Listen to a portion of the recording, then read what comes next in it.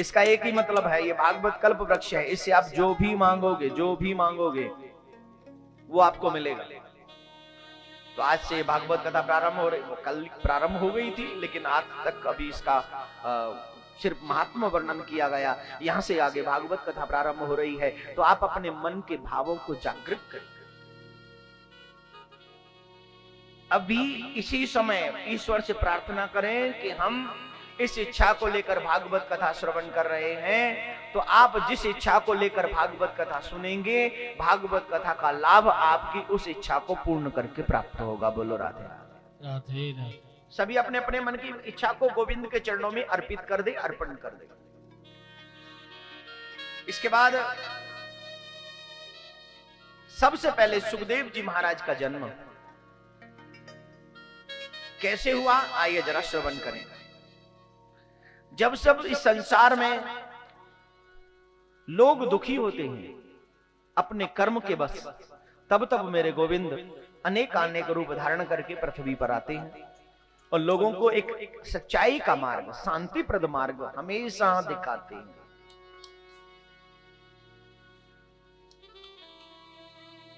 द्वापर युग के अंत में जब श्री कृष्ण अपने धाम में प्रस्थान कर गए, तो कलयुग का प्रारंभिक कर्ण हुआ, और कलयुग का जब प्रारंभिक कर्ण हुआ तो संसार के जो लोग हैं अनेक दुष्कर्म कर करके, अनेक प्रकार के बुरे कर्म कर करके अनेक बुरी योनियों में भटक रहे, बुरी से बुरी योनि में जा रहे और कष्ट पा रहे हैं। और जब कष्ट पा रहे हैं उस समय श्री कृष्ण उनको देखकर दुखी हो गए, उदास हो गए। क्यों उदास हुए भाई? कन्हैया को उदास होने की क्या जरूरत थी? बोले सीधी सी एक बात सुन लो, आपके बच्चे होते हैं, आपके अगर बच्चे हैं और वो दुखी हो तो आप सुखी होंगे उनके दुख को देखकर, या दुखी होंगे? बताइए, जवाब दीजिए, जोर से बोलिए, दुखी होंगे या सुखी होंगे? दुखी होंगे ना। क्यों होंगे? क्योंकि वो आपका बच्चा है। आप अपने पुत्र की पुत्री की दुख देख नहीं सकते, आप उनके दुख में दुखी हो जाते हैं। हो सकता है वो बच्चा अपने सुख में आपको शामिल न करे, लेकिन फिर भी उसके दुख में दुखी हो आप। क्यों? क्योंकि वो आप ही की संतान है, इसलिए। लेकिन एक बात बता दूं, आप तो साधारण माँ बाप हो। हमारा बच्चा उल्टी सीधी बात बोल जाए तो हम कहते तू भाड़ में जा, हमें तोते कोई लेन देन ना है, चूल्हे में निकल, भट्टी में पता नहीं क्या निकालते, ऐसे बोलते हैं ना गुस्से में आके।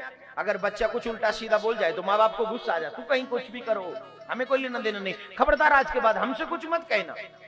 बार बार गुस्सा होता है, गुस्सा ठीक मान नहीं। लेकिन मेरा कन्हैया, क्या बात है, क्या बात है, गलतियों पे गलतियां करते चले जाते हैं, अपराध पे अपराध किए जाते हैं, उसको भुलाए जा रहे हैं न जाने कितने जन्मों से। लेकिन बावजूद इसके मेरा कन्हैया ये नहीं कहता कि मेरा तेरा कोई संबंध नहीं। मेरा कन्हैया हमेशा तत्पर रहता है, तू एक बार मुझे अपना कहकर तो देख, तू जब अपना कहेगा मैं तेरा बन जाऊंगा। एक बार शुरुआत तू कर दे, उसको निभाने की गारंटी मेरी है। शुरुआत तो कर मेरे प्यारे, शुरुआत तो कर। और जब तक तू शुरू नहीं करेगा मैं तो क्या करूं, बोल। बस एक बात ऐसा, अनेक जन्मों से फैला होते आ रहे हैं हम लोग। अगर अब की बार भी फेल हो गए तो न जाने, अब की बार तो मानव बना दिया, अब की बार पता नहीं क्या बना के भेजेगा। आपसे पूछूंगा, आपका बच्चा एक बार क्लास में फेल हो जाए, आप क्या करोगे? उसे दोबारा पढ़ाओगे? पढ़ाओगे ना? दोबारा भी फेल हो जाए तो क्या करोगे? फिर पढ़ाओगे, और तीसरी बार भी अगर फेल हो गया तो अब उसे पढ़ाओगे या कहीं भेज दोगे? बोले क्या करोगे? ये प्रश्न है, बहुत विचित्र प्रश्न है, इस प्रश्न को समझना पड़ेगा आपको। बोलिए क्या करोगे? तीसरी बार भी अगर बच्चा आपका फेल हो जाए तो आप क्या करोगे? उसके गाल पे 5-6 थप्पड़ मारोगे और कहेंगे कि चल तू पढ़ने के लायक नहीं, जा 2-4 हजार रुपए कमा के ला, बस नौकरी कर, कुछ भी कर यार, तू पढ़ने लायक नहीं है। बोलेंगे या नहीं? गाड़ी चला, ट्रक चला, मट्टी डाल और मकान बना, दुकान बना, कुछ न मिले तो वो साइकिलों के जो पंचर होते वो जोड़। तू पढ़ने के लायक नहीं, तुझे जो करना है कर, कमा के ला बस। बोलेंगे कि नहीं? बोलिए। चौथी बार उसे पढ़ने नहीं भेजेंगे, गारंटी की बात। लेकिन मेरा गोविंद कितना दयालु है, मेरा कन्हैया कितना कृपालु है। न जाने कितने जन्मों से फेल होते आ रहे हैं हम। पास होने के लिए उन्होंने कहा था तू उस जन्म में पास हो जाएगा जब तू मोक्ष लेकर आएगा। तुझे जब मोक्ष मिल जाएगा तो तू पास हो जाएगा। और अगर हम पास हो गए होते तो हमें यह मानव शरीर नहीं मिलता। और आत्मा तब तक जन्म लेती रहती है जब तक उसका मोक्ष न हो जाए। इसका मतलब है हम तब से हैं जब से सृष्टि चल रही है। हम लोग तब से फेल हो रहे हैं जब से सृष्टि जन्म हुआ।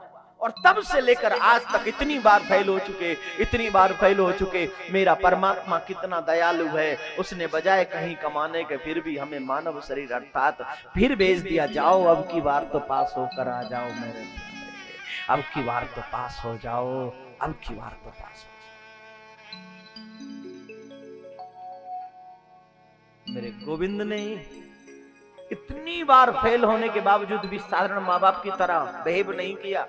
हमें फिर से पढ़ने भेज दिया, हमें फिर से मानव शरीर दे दिया। और अगर ये शरीर दे ही दिया है, अब की बार तो पास हो जाए, नहीं होना।